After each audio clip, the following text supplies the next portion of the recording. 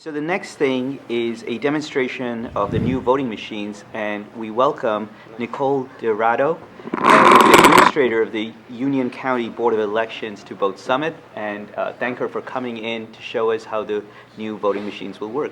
Thank you, and thank you for having me. Mayor, members of the council, Mr. Administrator, Madam Clerk. For the first time in 20 years, Union County is investing in its elections infrastructure, and we are so proud to be rolling out the Express Vote XL in Union County. Our rollout will be completed with this year's general election in preparation and ahead of the 2020 presidential election. The Express Vote XL marries the technology of a touch screen with a voter-verified paper audit trail. So that's the paper backup that everybody in election security is talking about. We do audits, we do recounts, and if there was ever a concern, we can always go back to the paper and verify the election results. We're here to do a demonstration. We are outside in the lobby. We have many other demonstrations. We'll be at the Summit Community Center on October 10th from 9 to 11:30. At the Chestnut Street Housing Complex on October 22nd from 3 to 7. The Summit Free Library on October 29th from 3 to 7. From January to the general election of this year, we'll have participated in or organized close to 300 voter outreach events. So we are doing everything we can to make sure that our voters are educated. We are trying to make this process transparent and open so people can feel comfortable about the change. I'm going to ask Robinson to stand up. So when we take the machine on the road, we have, I play the role of Pat Sajak, and Robinson plays the role of Hannah White. Typically there's no microphone over there. And I know most of the residents here are not here to see me, but I'm so happy to have this captive audience, so thank you. So when the voter approaches, when they go into their polling location to vote, they will go see their table, the district board workers working the table, and sign in as they always have. They will receive their voting authority slip as they always have. When they approach the voting machine, of course, we have the curtains up right now so you can see, but the curtains will be down and the voters will have their privacy. They'll give their voting authority slip to the machine attendant, and the machine attendant is going to show the ballot card to the voter that there is absolutely nothing on the ballot card. The ballot card is what activates the machine, and then it will become the voter-verified paper audit trail.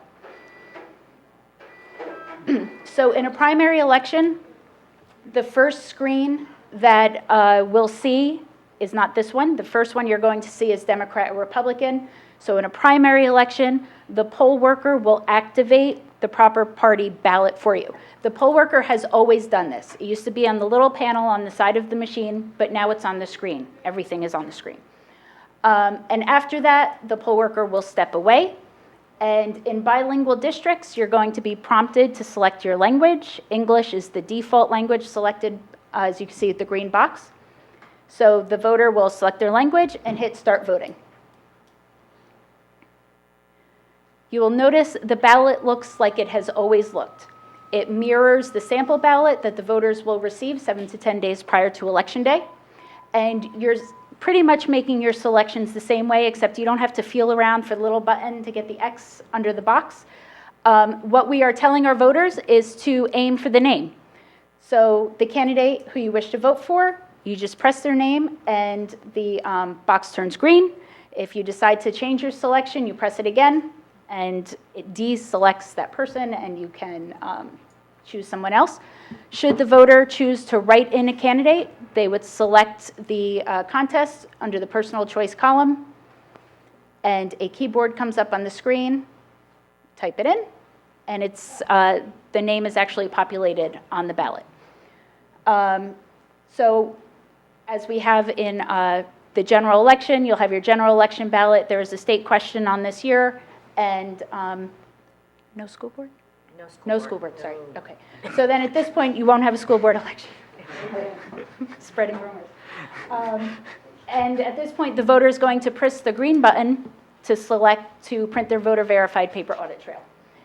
The machine is very intuitive, and it's going to prompt the voter every step of the way.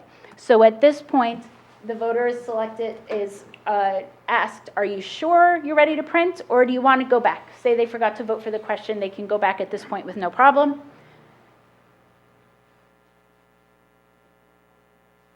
And we're going to hit the audit trail, and now we're going to print.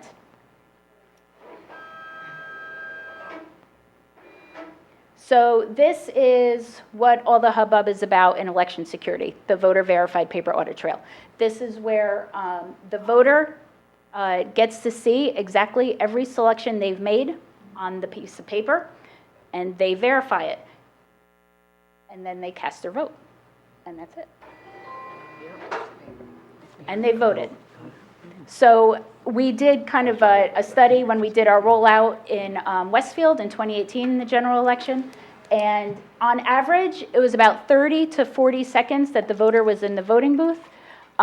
We had long lines, but there were long lines across the country. It wasn't because we rolled out a new machine in Westfield. Election days are not perfect, but our primary election this year, where we rolled out 9 towns, was about as perfect as an election day as we can expect. We had 176 districts using the new machine in the primary, and will be completely rolled out in the general. And I'd be very happy to entertain any questions. Great. Does anybody have any questions? Okay. Does anybody from the audience have any questions? Or they want to? Where were these machines manufactured? Omaha, Nebraska. Not China or Russia? No, sir. It's always possible. Sure. Okay. I appreciate the comments, absolutely. Anybody else have a question? Okay. Just one quick thing. Yeah, sure, So they're never connected to the internet, No, correct? Gotcha. no, these machines are never connected to the internet. The computer that programs the machines is not connected to the internet, and it's not connected to a network that is connected to the internet.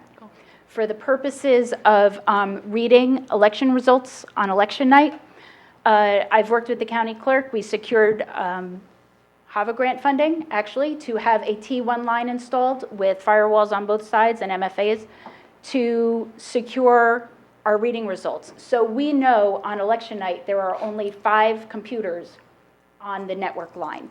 So what we've done is we'll be reading in Scotch Plains at our warehouse, and in the county clerk's office in Elizabeth. We'll bifurcate the county.